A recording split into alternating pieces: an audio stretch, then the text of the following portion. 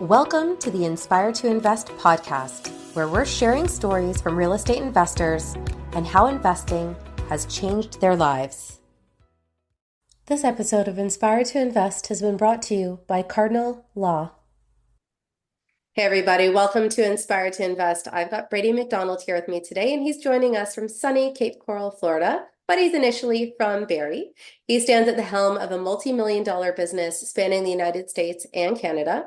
His portfolio extends beyond this single success, encompassing ventures into developing self-storage facilities and even renovations. His path is marked by the battle scars of an entrepreneur, a testament to his business acumen and unwavering spirit. And I had the privilege of seeing him speak about a year ago in Collingwood. So I've been able to see and witness his story firsthand, but I'm very proud to have him here today. So how are you? I'm doing great, Serena. How are you? Awesome. So obviously you've done quite a bit, and obviously I've got a little bit of a backstory since I have heard you speak. For someone that may not be familiar with you, can you go back to the beginning and where real estate came into the picture for you? Because I know it wasn't something that was maybe on your radar early on. Yeah, sure. So yeah, I grew up in like small town Ontario, ended up losing my license for drinking and driving. My parents kicked this is gonna be the very short version. My parents are like, kid, you gotta go to college. Went to college for forestry of all things, Yeah. because the most successful people, and this is just perspective, the most successful people my family knew, Yeah. were forest firefighters. So they're like, hey, go down this path. And this is like, this is where freedom looks like. So that's what I did. In first year college, I learned that, hey, my buddy's friend worked for this company called Hydro One. He had a brand new truck and a full case of beer. I'm like, and he made it 100 grand a year. I'm like, Kids hey, love that's it. like, this is it, right? This is the Yeah. dream job. And it was. I mean, for a Yeah. guy that I was 17 years old at the time, 18. And so I did everything possible to get that job, and I got it. Yeah. It took like, 4 months. I got that job. And because that's just the truth in life. I mean, it's just like, if you want something, you want to have to know it's possible, Yeah. right? Number two is believe in yourself, take massive action, and never quit. You can get it. And Yeah. that's everything. So that's what I did. So I had this dream job. We were like 10 years into the career. I was running a training center for Hydro One, Yeah. training, thousands of people, and running an apprentice program there, teaching men and women how to climb trees around the hydro lines and not kill themselves, essentially. And, we were just like, like we had limited time freedom, limited, like you're capped financially, you had the union controlling how much work and effort you put into things. And we're just like, what's next? There's got to be more to this. And we started talking to people. We started looking at buying storage and developing storage, because we heard, hey, no tenants, no toilets, but realized we don't have the money to do that. Yeah. Um, then we were looking at network marketing and all these different things, buying franchises, you name it, and met a guy who was a full-time real estate investor, and he had 87 doors at that time, and Yeah. he'd bought 16 of them that year, and it was only June. So halfway through the year, he'd bought 16 doors, or, a bunch of duplexes, eight Yeah. duplexes. And I thought, hey, if he can do it, I can do it. Right. And which is to go back to the truth. Like, if you know it's possible, believe in yourself, take action, never quit, you'll get it. So we did. In 2015, we started our company called BK Real Estate Investing, and we focused on converting single family homes to duplexes. And so it was my wife and I, we refinanced our primary residence. We came up with 150,000, Yeah. and just went all in, and I did all the renovations myself for the first couple projects. Yeah. We refinanced them, it worked, and that proved the strategy. And then it was like, hey, how do we actually create a business out of this? So then we realized that we need to control our costs, and so we started the construction company, and then we got in property management company. Yeah. And we, within the first year we did 7 or 8 properties. The next year, it was about 20. After that, it was 35 to 25 every year for Yeah. the years going forward. And so we ended up doing land development, and anywhere from like 3 to 10 unit buildings in properties, and a lot of ground up. We did a lot of detached accessory dwelling units. Yeah.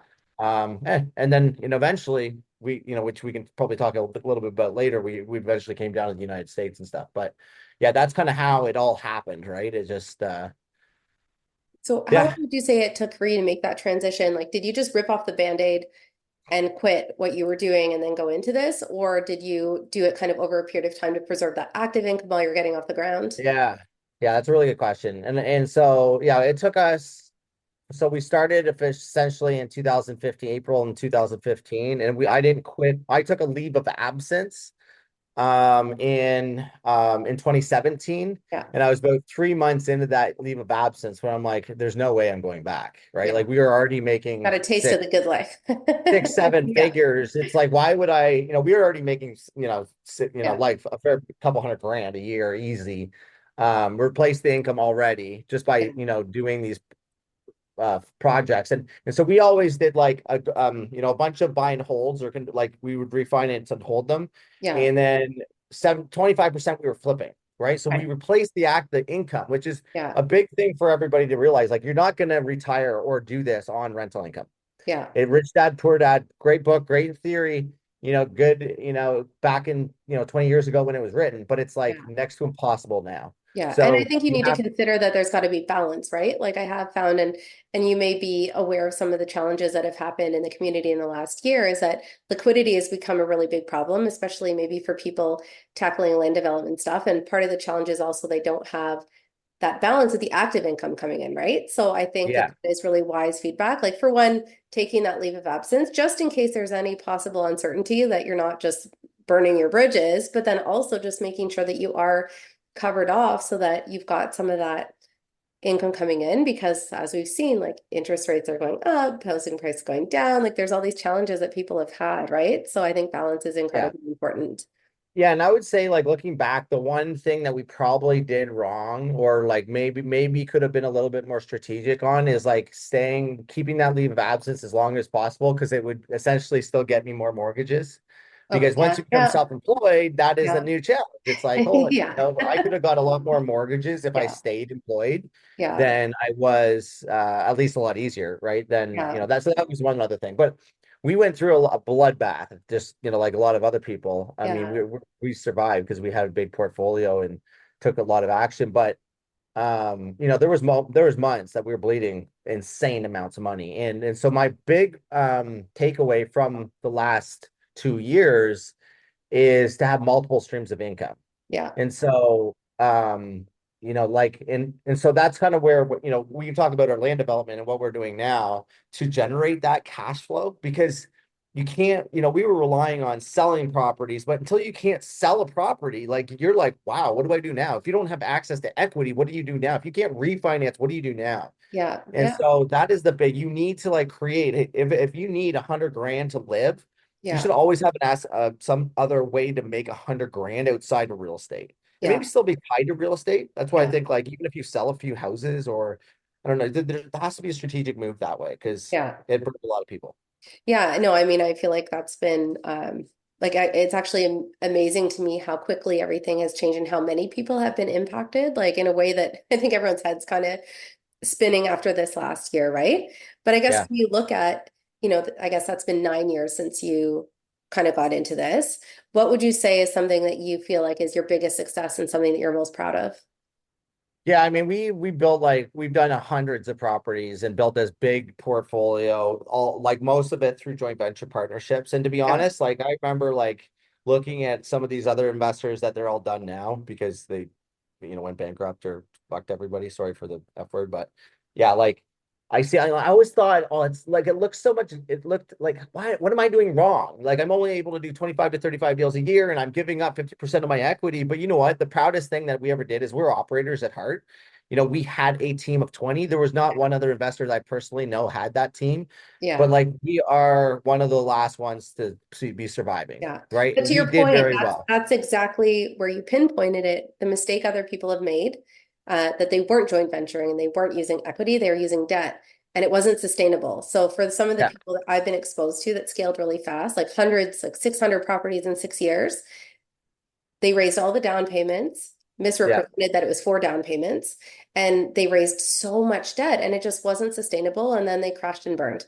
There was Yep. properties that weren't renovated, there was 30% vacancies, there's all these issues and stuff like that. And now as a result, they're losing everything. They're going to be forced into personal bankruptcy, and there's going to be hundreds of investors also taken advantage of in that sense. So I think you did it the right way. Like it might have taken a little bit longer, but I think scaling appropriately with equity and JVs is the right way to do it, even if it takes a bit more time. At least you'll have something at the end of it.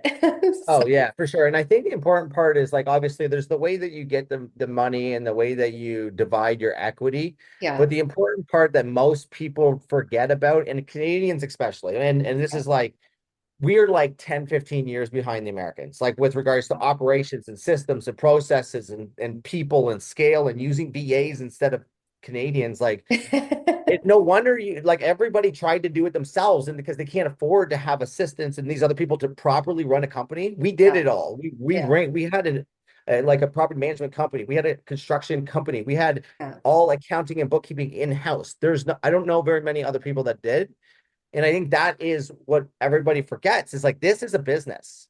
And yes, you can get the money, you can get the debt, you can split yeah, it all. You have to do the thing very well. yeah, And you have to be able to, like keep your costs down, be able to report properly, communicate effectively to your joint venture partners, yeah, be able to like split profits fast and easy. And like this is a business. And so most people were like solo entrepreneurs still like with like a pile of units or a pile of properties and they just yeah, suck at it. yeah, It's easy to look good when times are good, but you can just see it's not we don't need to like necessarily highlight the big players that went down. There's a yeah, bit more small players that went down yeah, because and it's purely because they suck at operations because they weren't treating it like a business. yeah, And so I think we need to get that message back out is like this needs to be operated like a true business. And if you're not using CRM, if you're not using some softwares, a suite of softwares and using virtual assistants, yeah, then you're doing it wrong.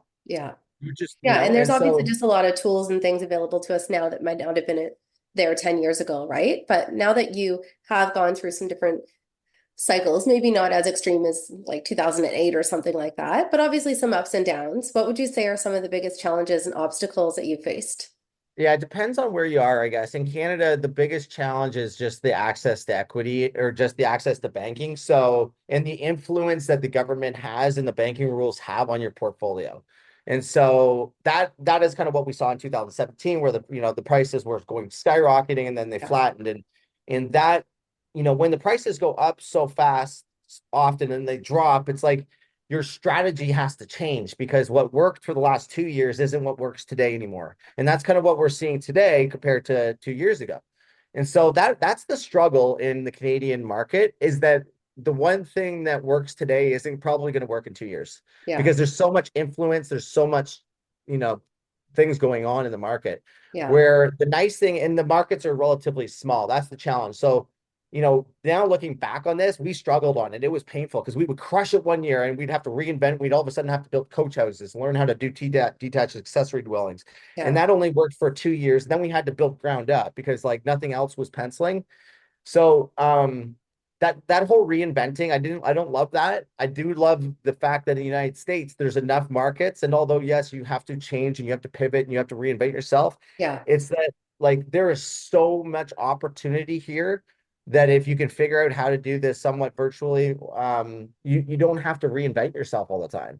yeah, That was the hard part in business. And then the other hard part, looking back on it, is not coming down here sooner to get around the right people that are aggressively trying to become better. yeah, Like, no offense to Canadians, but we are, and the Canadians will say Americans are like, they're outspoken and they're assholes and all this shit. And it's like, yeah, if you go to, the all-inclusive, the resorts and you're drunk, right? And they're drunk and like, yeah, you're all a bunch of drunk assholes. But when you come down with intention to put your yeah, ass in the right room, and you get around the right people, like there's so much opportunity, but they are so much better at business than we are.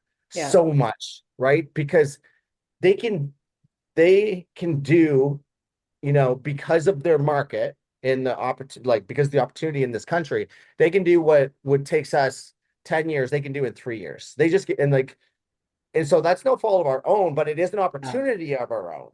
Like yeah, we're born in Canada. That doesn't mean we have to do business in Canada. That doesn't mean that we can only network in Canada. We should be yeah, down where the best are in the country. And if all you got to do is cross the border, get on a $500 flight to be around the best entrepreneurs in North America, that's what the Canadians should do. Yeah, and things have changed. I mean, I bought my first rental property in Florida in 2013, and back then I couldn't finance it in either country. And obviously that has changed now, right? So I think with access to information and now with some of the resources that are available, it's not like you can blame that on a limitation, right? But we're going to just take a really brief break for a word from our sponsors, and we'll be right back. We're investors. We understand investors. I've invested in real estate longer than I've been a lawyer. We help with transactions, but we're not transactional. We approach things from what's the strategy and how this helps clients. They're not sort of dealing with a hodgepodge of corporations and assets and trying to mix it all together in some form of mixing bowl. We work in a collaborative way with our clients to create some form of organized structure, and reduce the chaos, take a less is more approach, and we find people are really happy with that. For more, go to cardinallaw.ca. Is the real estate investment you're considering a gold mine or a landmine? Introducing PropertyCast.io, the black magic of real estate investment analysis. Use PropertyCast.io to analyze and underwrite real estate investment opportunities, unlock the potential of a property, and share professional reports. Jordan McGregor is a commercial realtor and founder of PropertyCast.io. He identified the need to simplify and streamline how properties are underwritten to help investors make better decisions and sound investments. PropertyCast.io is a best-in-class purpose-built tool for real estate investment analysis. To find out more, go to PropertyCast.io, and to sign up, click the link in the show notes. I value transparency, integrity, and trust. If you choose to work with me, you can be assured that business will be conducted honestly and openly. Time is of the essence in this industry, so you can expect nothing short of quick, clear communication from me. I'll keep you informed every step of the way so you feel comfortable throughout this entire process. Our homes are where we eat, sleep, relax, and play. My clients' best interests are at the heart of everything I do. And with this said, my service to you doesn't end when the transaction does. As your realtor, I'll not only help you buy and sell your property, I'll also educate and support you along the way. I want to help you fulfill your goal of home ownership and become your trusted real estate resource for life. I can't wait to share my passion for real estate with you. More importantly, find you the perfect house to turn into your home. Looking to buy, sell, or invest in Durham Region or Toronto? Let's chat. Inspired to Invest is proud to support the Beyond Success program. In today's complex world, it's absolutely crucial for our youth to learn how to take charge of their financial future. We believe that every young person deserves access to accurate, practical financial information. Designed to bridge the gap, the Beyond Success program leverages a comprehensive educational bootcamp to equip young minds with essential financial literacy skills. At Beyond Success, it's not just about teaching financial literacy, it's also about fostering a foundation for a prosperous and empowered future. Join us. Together we can build a brighter financial future for the next generations. Join us. Together we can build a brighter financial future for the next generations. Hey everybody, welcome back to Inspired to Invest. I've got Brady McDonald joining me from Cape Coral, Florida today, but he's initially from Barrie. And before the break, we were talking about how he scaled his portfolio and then eventually was attracted into the United States based on some of the resources and opportunity that we just don't seem to have here in Canada. One of the things that I always like to ask people is, what's one of the craziest things that's ever happened to you as a real estate investor? Oh man, yeah, the craziest thing was, I mean, what happened in 2022, 23. Yeah, so when the interest rates, so okay, so we came down to the United States and I literally had no plan, right? We kind of came down, went to a mastermind. I knew that I needed to get around the people that were already doing it and really ultimately figure out the strategy that worked down here. So we decided, okay, no tenants, no toilets. But in the meantime, while we figure out self-storage, let's just force ourselves to get into the market. So we bought 6 houses, relatively short order of time.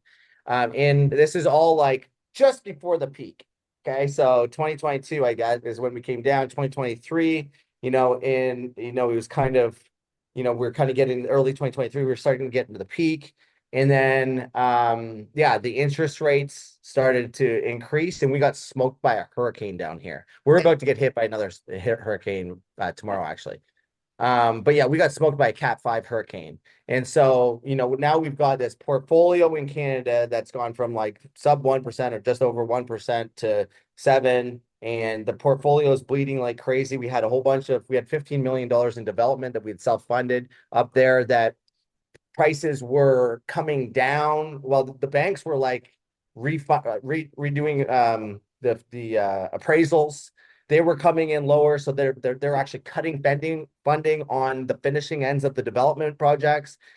And then you had get a hurricane. So the hurricane, you have all these roofs blasted right off. I mean, all the shingles, all the tiles, all the pool cages gone. And these are flips. So now you can't run any of that through insurance, because you can't sell a house with an open insurance claim. So they cost us another like hundreds of thousands of dollars. It was just like, it was just one thing after another. That was the craziest thing. It's just like the compounding of not just one, but all the things happening. So how did you overcome that then?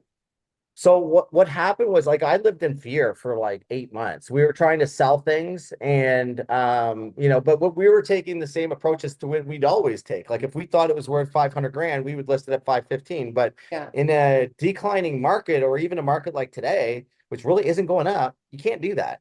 I mean, so I got good advice. What happened was, I was just like at my tipping edge, and I was using alcohol to deal with the fear. And I was using, like a lot of us use alcohol to like have fun and to socialize and to relax and to deal with fear and all these things. And I was dealing with it like I was, drinking at the end of every day just to calm down and like try to go to sleep. Because I didn't know what to do, to be honest. And so we were in the Exumas on our 53-foot boat, and I just said to my wife, like, tomorrow's the last day I'm going to drink. Of course, I didn't just have one beer, I had a whole bunch. But then I left there and I went to see my now business partner, Kent Clothier. And I told him all the news, the bad stuff. Like, I just poured into, like, just like got vulnerable and just said, this is all of the crap that's happening. And that's the big thing, is like, you have to get vulnerable. And I think, like, you got to get around the right people. Like, if you got a real problem, just tell the right person the real problem, get vulnerable, because that is the moment when you actually can get help. And so I did. And thankfully, he gave me 3 goals when I walked away out of there. He said, I want you to put $1 million in the bank. I want you to generate, turn this one company into a couple $100,000 a month, and to sell all the red properties. And we had a plan to do it all. And so I just went to work. I got focused, and I had cut all the booze out of my life, and I focused on fitness and fitness, family, fitness, relationships, and business. At that moment, I said, if it doesn't add value to one of those 4, I'm not doing it. So you can all of a sudden create a lot of momentum and solve a lot of problems when you stop doing all the stupid shit in life.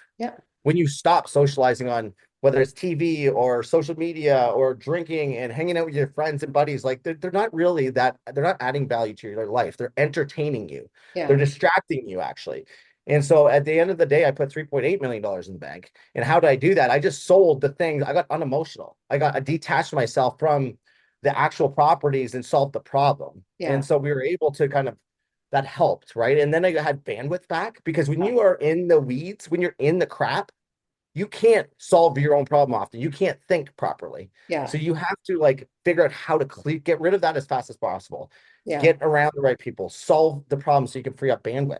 Then I could start focusing on, okay, what's the next 6 months look like? How can we, not only solve and clean up the rest of the mess, but like, how can we, re-strategize, figure out what this next thing is that we're going to do. And that's ultimately what happened. Like, it was a combination of cutting out alcohol, doing only the things that mattered, getting around the right people, being vulnerable, and taking massive action. Right. Well, that kind of covers probably my next question, which was, what's the best advice that you've ever received? But maybe there's something that you want to add that could be a little bit different. Yeah, I mean, it wasn't necessarily, well, okay, this is the best thing that ever changed my life. It was like I was on a jet, so I flew on a private jet with Mark Evans, and he said, and so we were at this event, and if you don't know, Mark Evans he's a super great guy, super successful entrepreneur down here in the US, and he wasn't drinking. And, we were socializing and drinking and, at a restaurant, whatever. And I'm like, oh, Mark, you don't drink. And, because like most places, most in Ontario, Canada, United States, doesn't matter. Everybody drinks. And it's like this, it's like, it's the social thing to do, right? It's the accepted thing to do. And he's just like, his answer, I'm like, why don't you drink? He's like, yeah, I cut it out a few, maybe like 8 months ago. And he's like, I just decided it wasn't serving me. I'm like, darn. And that stuck with me for the next year. Yeah. Right. And I'm like, it just doesn't serve me. So if you have a decision to make, right, that's where I said, hey, if it doesn't serve my family, my fitness, my relationships, or my business, I'm not doing it. And that's alcohol does not serve any of that. You can convince yourself that it serves that stuff, but it actually hinders all of it. And there's going to be a lot of people hate me for this. They're going to probably end the podcast. But I challenge everybody to seriously look inside yourself. If this is pissing you off, then ask yourself why. And it's got nothing to do with what I'm saying. It's your relationship with alcohol. And it's not your fault. I was the exact same way. But when I cut that out of my life, everything got better. Yeah. I had to fill the void. I had to learn how to do that. Yeah. Right. I had to fill that void. I had to be super strategic in that. But then, I showed up bigger in a better way. My business partners became guys that are doing thousands of deals a year. Yeah. Right. I started running the 50-mile run and came third place. I ran a 100-miler, Ultraman, like doing things that, 0.0001% of the humans on earth can do. Yeah. And that is purely because I don't drink. And I made that conscious decision. Yeah. Right. And I'm not the only one. One of my buddies just sold his company for $218 million. He quit drinking 2.5 years ago. Yeah. One of my other buddies just sold to EXP. He also doesn't drink. This is just what successful people do. This is the thing that moves the needle the most. Yeah. Right. Yeah. And so that's kind of the best tip that I ever got is like, hey, if it doesn't serve you, don't do it. Yeah, no, I think that that's huge. And for some people, like they can have the one drink, but there's also people that can't and they continue on to like 5 and 10. And obviously that has such an impact on everything, right? Being able to get up in the morning, being focused, just all of those things. Yeah. Now, obviously you talked about kind of where things were and how things have changed, but in your mind, like what's next for you? Like what are you working towards at the moment? Yeah, so we are building a company called Barefoot Land Co., and we focus on developing land for self-storage. So we source land off market. We currently have 18 people. We started with myself and my brother back in October, November last year. And so now we have 18 people, and we're really focused on, so we're essentially sourcing land, doing all this intensive underwriting, doing the entitlements on the land, and then site plan approvals, and then essentially selling the dirt to a self-storage developer that will end up building ground up construction. And so these sites generate, a pile of revenue per site. It's hundreds of thousands of dollars, if not millions, per site. And so that I'm just really focused on, building out that company. And again, it goes really back to like what we did well, but we could have done way better is being operators. Yeah. And really running a company. And like we did a pretty good, okay, I would say in Canada and in their last company, but I'm really focused on building an institutionally graded company that can scale. Yeah. And so, yeah, that's really what I'm focused on. Like I literally sit here and, wake up at 4:30 in the morning, get after this. I got a 100-miler coming up in 2.5 weeks. So I'm training for that. Like, doing a lot of stuff with the kids. We travel. But like that's the next big thing is the company. I got a vision board over here that has a $500 million check, right? And that's not going to happen overnight, but it's not going to happen if I just get shiny object syndrome and chase the money and chase the opportunity. Yeah. It starts with like focusing on operations, focus on the foundation, right? So we can build a huge thing. Now, for someone that may not be familiar with it, I've seen just so many people that are really passionate about self-storage, and I've seen people going really big into this. And it's something that I think a lot of people look at it like, it's really that kind of a demand for like who are putting all their things in all these massive storage units? So maybe you can talk a little bit more about, the economics behind that, the demographics, and why there has been this big uptick when it comes to self-storage, maybe in the last 5 to 10 years.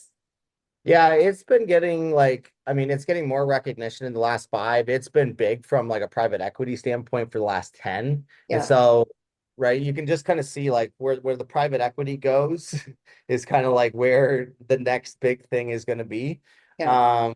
But yeah, so the reason why is because it is super stable during corrections. I mean, we've seen a decline since COVID in rental rates. But COVID was kind of like artificially created some of that craziness, but it's just super consistent. I mean, it's one of the only asset classes, best performing asset class in history through, like 2008 and like crises like recessions like that. Yeah.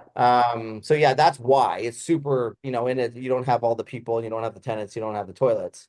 And then there's a lot of assets, obviously, across the country that have mom and pops that have been operating it, where there's a big opportunity for those, where you can do value add. You just like Yeah. step it, like, paint new doors, gates, fences, that kind of stuff, and Yeah. operate it properly. It's a business. So if you drive your net operating income up, and you're going to drive the value up. So Yeah. it's kind of like multifamily though, without all the people.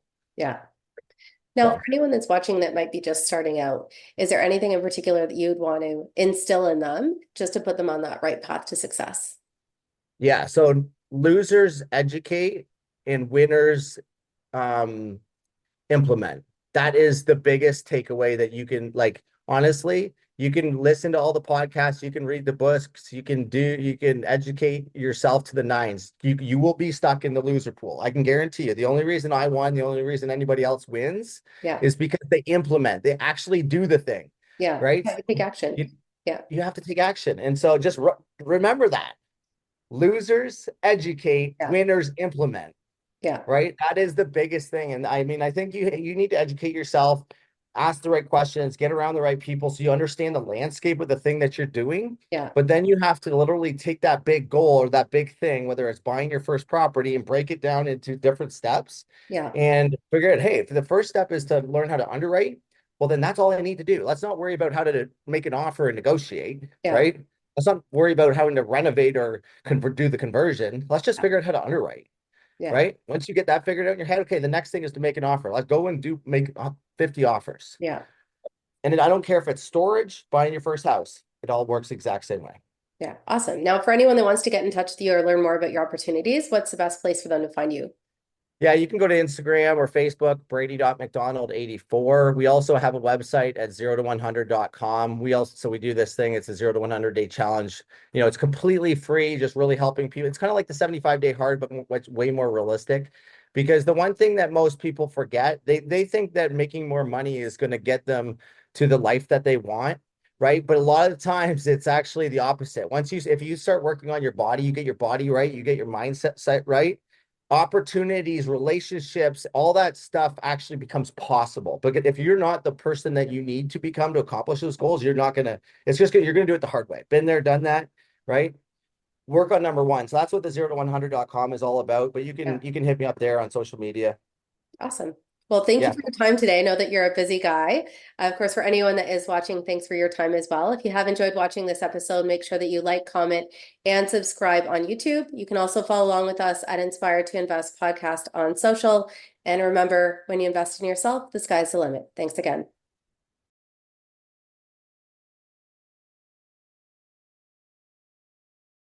The views represented on this podcast are for general information only and does not constitute investment or other professional advice or an offering of securities. The host and guests featured on Inspire to Invest make no representations as to the performance of any particular investment. Should you decide to make an investment, you are responsible for conducting your own review and analysis. It is recommended that you obtain independent legal, accounting, and tax advice from licensed professionals.